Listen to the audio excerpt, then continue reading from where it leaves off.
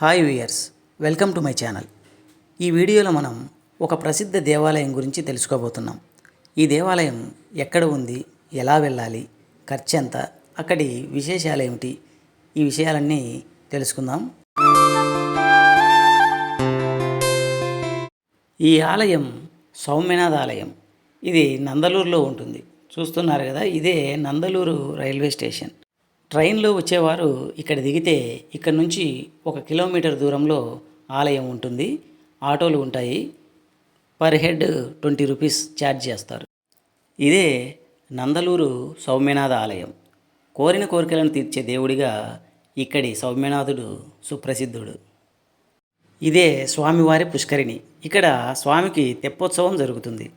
10 ఎకరాల విస్తీర్ణంలో 108 స్తంభాలతో అలరారుతూ ఉంటుంది ఈ ఆలయం. ఆలయం లోపల గోడలపైన ఎక్కడ చూసినా తమిళంలో చెక్కిన శాసనాలు మనకు కనిపిస్తాయి. ఆలయంలో వెలిసిన సౌమ్యనాథుని సాక్షాత్తు నారద మునీంద్రుల వారే ఇక్కడ ప్రతిష్ఠించారని చెబుతారు. అసలు నారదుని కోరిక మేరకే విష్ణువు సౌమ్యనాథుని రూపంలో ఈ బాహుదా నదీ తీరాన వెలిశాడని చెబుతారు. ఇప్పుడు ఉన్న గర్భగుడి కింద భూమి లోపల మరొక ఆలయం ఉందని, అదే అసలైన ఆలయమని, దాన్ని దేవతలు కట్టించారని భక్తుల విశ్వాసం.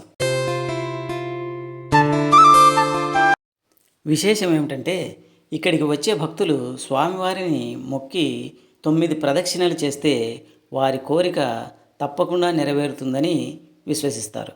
వారి కోరిక తీరిన తర్వాత తిరిగి వచ్చి 108 ప్రదక్షిణలు చేసి వారి మొక్కును చెల్లించుకుంటారు. ముఖ్యంగా శనివారం రోజు ఎక్కువ మంది భక్తులు తరలి వస్తుంటారు. ఆ రోజు వచ్చే భక్తులకు అన్నప్రసాదం కూడా ఏర్పాటు చేస్తుంటారు ఆలయ నిర్వాహకులు.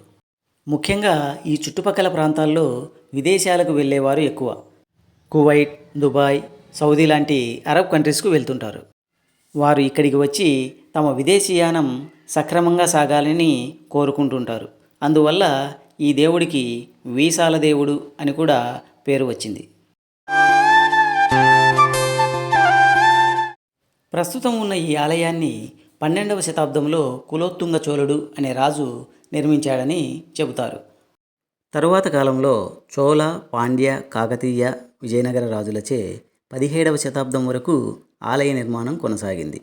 ఆలయానికి 120 ఎకరాల మాన్యం ఉన్నట్లు శాసనాలలో ఉంది.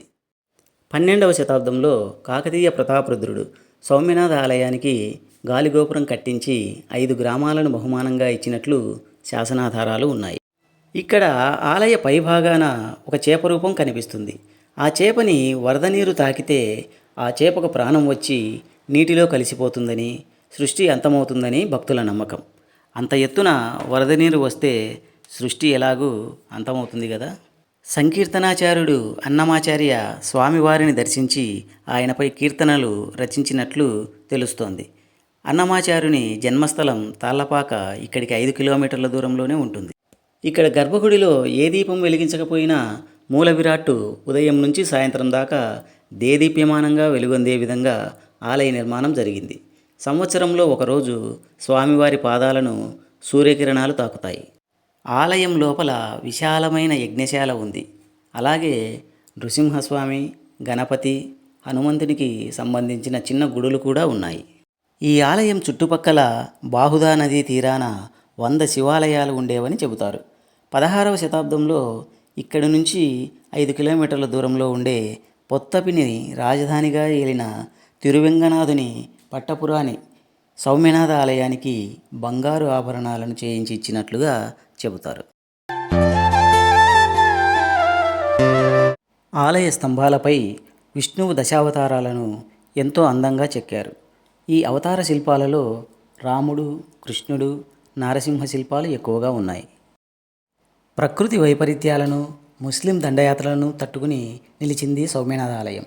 పూర్వం ఆలయానికి ఈశాన్యంలో ఒక పెద్ద కోనేరు ఉండేది. ప్రస్తుతం అది శిథిలం కాగా ప్రధాన ఆలయంలో కొత్తగా నిర్మించిన కోనేటికి పాత కోనేరు నుంచి నీటిని సరఫరా చేస్తున్నారు. ప్రస్తుతం ఈ నీటినే స్వామి అభిషేకానికి ఉపయోగిస్తున్నారు. సౌమ్యనాథునికి ప్రతి సంవత్సరం ఆషాఢ మాసంలో 10 రోజుల పాటు అంగరంగ వైభవంగా బ్రహ్మోత్సవాలు జరుగుతాయి.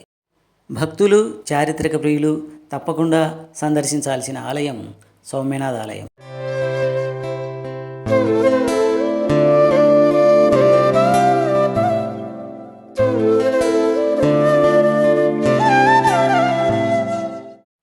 ఓకే వ్యూయర్స్, ఈ వీడియో మీకు నచ్చిందని అనుకుంటున్నాను. నచ్చితే లైక్ చేయండి, షేర్ చేయండి, సబ్స్క్రైబ్ చేయండి. Thank you.